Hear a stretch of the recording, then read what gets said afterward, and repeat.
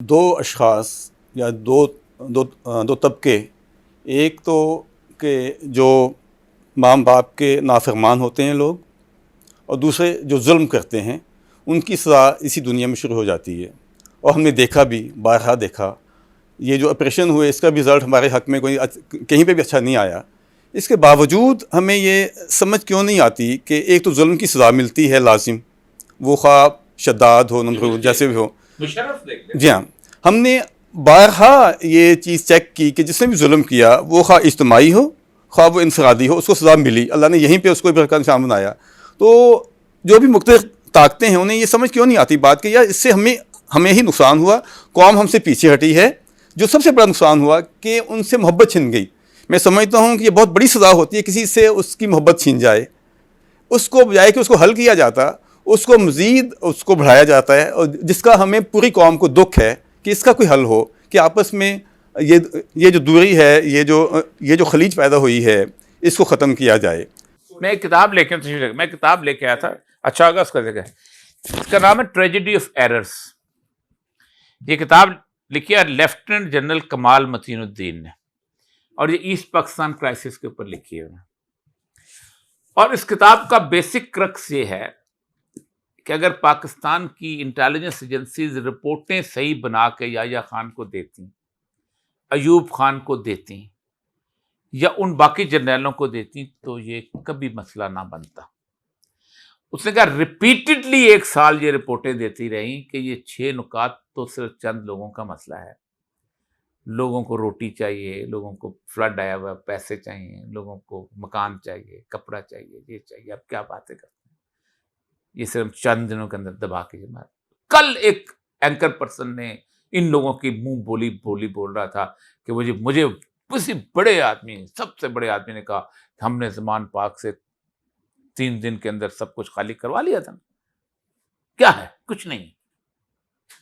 उनको ये नहीं पता कि 8 फरवरी उसके बाद हुआ है, और 8 फरवरी में कौन ने बताया कि हम क्या चाहते हैं। लेकिन मसला सारा पता है क्या होता है कि जो डिक्टेटर होता है, मैं आपको छोटे लेवल की बताता हूँ। मैं डिप्टी कमिश्नर होता था ना, तो जो रिपोर्ट आती थी कि शहर बहुत ठीक ठाक चल रहा है, बड़े बड़े कमाल। पहले ही मैं असिस्टेंट कमिश्नर लगा चमन में। चमन खुश्क इलाका है काफी सारा। हम अंगूर सारे जो आते हैं अनार आते हैं अफगानिस्तान से, और चमन के अंगूर जहाँ अनार जहाँ कहते हैं, क्योंकि अफगानिस्तान का खरीदता कोई नहीं। तो अचानक हल्की सी बारिश हो गई। उसने कहा सर कमाल हो गया, 10 साल से बारिश नहीं हुई थी, आपके कदम आए तो मैंने निकाल लिया उसका डाटा जो था ना, उसका बुला के उसको ऑब्जर्वेटरी से। मैंने कहा बारिश है, तो मेरे आने से पहले को 12 दफा बारिश हो चुकी हुई थी। लेकिन उसको नापसंद करते हैं। यही मुशर्रफ को भी यही कहा जाता आके बात। ये जुलूस चल रहा होता था, कोई बोलता सच है नहीं, तो आईजी को मेरे सामने उसने कहा, पत्थर पड़े हुए थे एसपी को, मुंह से खून, sir it's everything is under control sir, total control sir. ये मसला है। डिक्टेटर अंधा होता है अपनी ताकत में भी, और उसके साथ उसके जो लोग हैं ना, वो भी अंधे होते हैं, उसको अंधा करते हैं। इनको अंधा किया हुआ है, और पता उस वक्त चलता है। वही अल्लाह तबारक व तआला की तरफ से खास तौर पे डिक्टेटर के ऊपर एक लानत मुसल्लत होती है। फिरौन जो था उसको अल्लाह ताला सुम्मन बुक्मन बना देता है। शद्दाद को, नमरूद को, सबको, उनको पता ही नहीं चलता कि हम क्या कर रहे हैं, क्योंकि अल्लाह ने उनको अपने एक अंजाम की तरफ लेके जाना होता है। देखिए अल्लाह तरफ है कि जब हम फैसला कर लेते हैं ना किसी मुल्क इलाके के, तो हम उसके खुशहाल लोगों के ऊपर हुक्म देते हैं कि हमारी नाफरमानी करें, और फिर हमारा फैसला पक्का हो जाता है। असल मसला यही है कि एक बड़ी खौफनाक हदीस है, इससे बात खत्म करता हूँ कि बल्कि दो हदीसें सुना देता हूँ। रसूल अकरम सल्लल्लाहु अलैहि वसल्लम ने फरमाया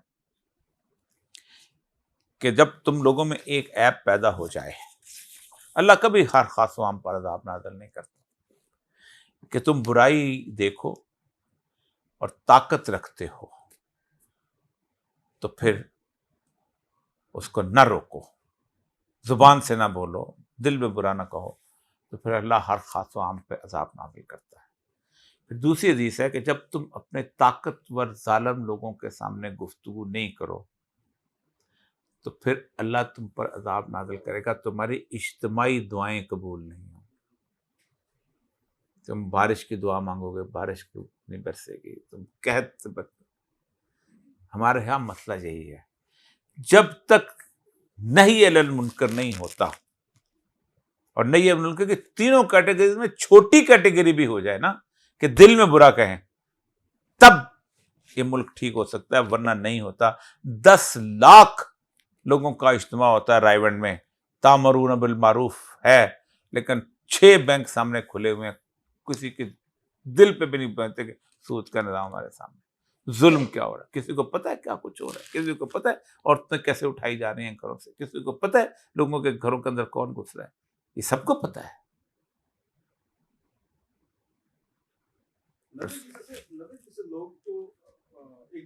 हर बंदे को इस चीज का जवाब देना पड़ेगा कहीं ना कहीं आपको।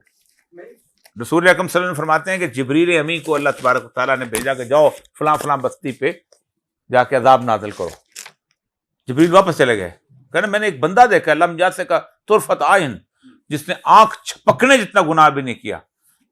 अल्लाह कहेगा ये वो बदबख्त है कि जिसको आबदो जायद था, लेकिन मेरे नाम की गैरत पर इसके चेहरे का रंग नहीं बदलता था, इसको उल्टो और बस्ती इसके ऊपर उलट। असल मसला यह है कि 90% हैं, बिल्कुल हैं, उसके बावजूद भी खामोश हैं। लेकिन मन में होप है बहुत। 8 फरवरी को अल्लाह तबारक व तआला ने जो हिम्मत दी है ना, अल्लाह कहता है ना इन्नल्लाह ला युगय्यिरु मा बिक़ौमिन हत्ता युगय्यिरु मा बिअनफुसिहिम, हम किसी कौम की हालत नहीं बदलते जब तक उस कौम में खुद बदलने का शऊर ना हो। तो बुनियादी तौर पर हमने अल्लाह को बता दिया है हम बदलना चाहते हैं, अब अल्लाह के फैसले के अनुसार को आज नहीं कल आना ही आना है, आना ही आना है, आना ही आना है। क्या ये उम्मीद की जा सकती है कि ऑपरेशंस का सिलसिला कब ख़त्म होने वाला है और पाकिस्तान की जो गरीब आवाम जब से पाकिस्तान बना है, ये पिसी हुई आवाम मज़ीद गरीब से गरीबतर होती जा रही है, इसके बारे में कब से कोई सोचना शुरू कर सकेगा? स्पेशली दुनिया में ना फ़िज़ा बहुत खौफनाक बनी हुई है, ये कोई नहीं देख रहे। ये एक छोटा सा मुल्क है बोलीविया। तो बोलीविया में वजह यह है कि वहाँ लोग हड़ताल पे निकले क्योंकि वहाँ बजट बड़ा ख़राब आया था। तो आर्मी चीफ था वो जो है उसने ना कू अटैम्प्ट करने को जो टैंक लेके चला गया और वो वहाँ पर वो खड़ा हो गया और उसने कहा कि मैं तुम्हें देख लूँगा तुम क्या करते हो।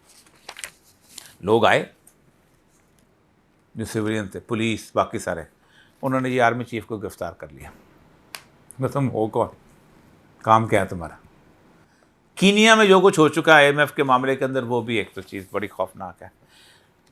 दूसरी बात यह है कि आपने कहा कब तक, मुझे नहीं लगता कि अब इस तरह की सूरत हाल के अंदर ऑपरेशन किया जा सके। बेसिकली वो क्रैक डाउन करना चाहते हैं सोशल मीडिया के ऊपर, और फायरवॉल कभी बन नहीं सकती। फायरवॉल कभी, जो आप कंप्यूटर के माहिर हैं, पाकिस्तान में फायरवॉल कामयाब इसलिए नहीं हो सकती कि फायरवॉल वहाँ कामयाब होती है कि जहाँ सारा सिस्टम आपका अपना हो।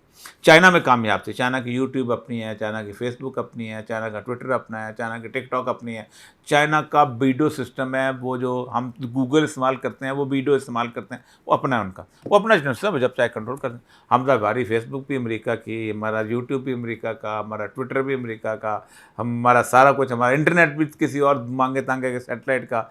तो हम क्या करेंगे, हम वो काम करेंगे जो इसराइल अमेरिका करता है कि कुछ लफ्ज़ जो हैं वो डाल दिए जाते हैं और वो लफ्ज़ों के ऊपर कंट्रोल किया जाता है। अब होता यह है, उसके भी ख़राबी नुकसान बहुत है।